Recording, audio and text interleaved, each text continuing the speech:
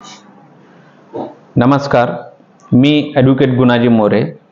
आज हिंदवी स्वराज्य संस्थापक छत्रपती शिवाजी राजे यांची आज जयंतीच्या निमित्ताने छत्रपती शिवरायांना माझा मानाचा मुद्रा व तसेच आपणा सर्वांस छत्रपती शिवाजी महाराज यांच्या जयंतीच्या हार्दिक शुभेच्छा।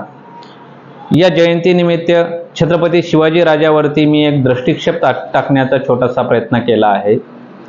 हिंदवी स्वराज्य संस्थापक छत्रपती शिवाजी महाराज हे एक जगातील आदर्श राजा, आदर्श शासनकर्ता, आदर्श योद्धा आणि सर्व समावेशक आणि भविष्यवेधी सर्व समावेशक सहिष्णू राजा म्हणून जगामध्ये कार्य केले आहे।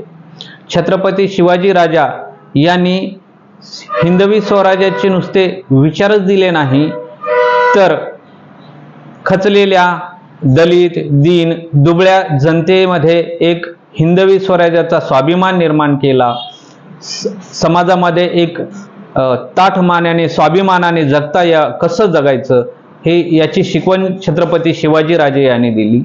छत्रपती शिवाजी राजे हे आजचं जर आपण शासनकर्ते किंवा राज्यकर्ते बघितलं तर सत्तेमध्ये चाललेलं बाजारीकरण, सत्तेच्या हव्यासापोटी लागलेली स्पर्धा आणि त्यातून मिळवणारा अमाप पैसा, भ्रष्टाचार, या सर्वांसाठी हे छत्रपती शिवाजी महाराज यांचे जे मार्गदर्शक तत्वे होते शासनकर्त्यासाठी ते खूप मार्गदर्शक आणि महत्त्वाचे ठरतात। छत्रपती शिवाजी राजे यांनी जर का कोणी सुरुवातीला जर आरक्षण कोणी दिलं असेल तर छत्रपती शिवरायांनी दिले।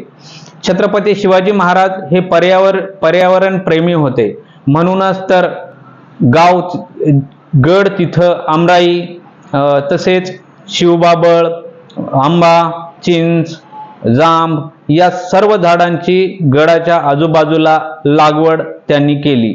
तसेच शेतकऱ्यांचा त्यांनी खूप जवळून विचार केलेला आहे, कारण शेतकऱ्यांसाठी येणारे अडचणी ह्या वेळोवेळी त्यांनी सोडवण्याचा खूप चांगला असा कार्य करून दाखवलेला आहे। छत्रपती शिवाजी महाराज यांनी शेतकऱ्यांचा शेतसारा माफ केला, शेतकऱ्यांच्या शेतीपूरक अशा व्यवसायांना त्यांना बाजारपेठ उपलब्ध करून दिल्या, शेतकऱ्यांसाठी पाणी उपलब्ध व्हावं म्हणून धरणं बांधली, शेतकऱ्यांना वेगवेगळी अशी सवलत देऊन शेतकऱ्यांचं उत्पन्न कसं वाढेल आणि त्यांच्यावरचा जो महसूल आहे, त्यांच्यावरचा जो टॅक्स आहे तो माफ पहिल्यांदा जर कोणी माफ केला असेल तर ते छत्रपती शिवाजी राजेंनी।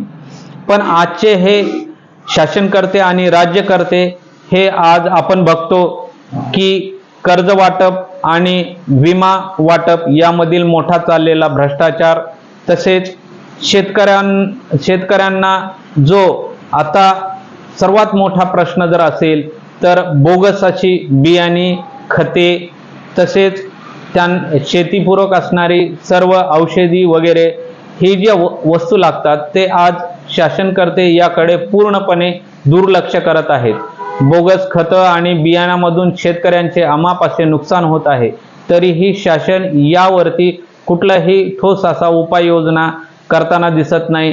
आज आपण दिल्लीमध्ये बघतो लाखोच्या संख्येने शेतकरी मोर्चा करत आहेत, आंदोलनासाठी बसत आहेत, परंतु याच आंदोलनाला मोदी सरकार मोठ्या प्रमाणात विरोध करत आहेत। त्यांना एका आरोपी कैद्याची ट्रीटमेंट ते देत आहेत। त्यांनी दिल्लीमध्ये येऊ नये म्हणून त्यांना तिथे बंदिस्त केले जात आहे, त्यांच्यावरती लाठीचार, त्यांच्यावरती गोळीबार, त्यांच्यावरती अश्रुधारा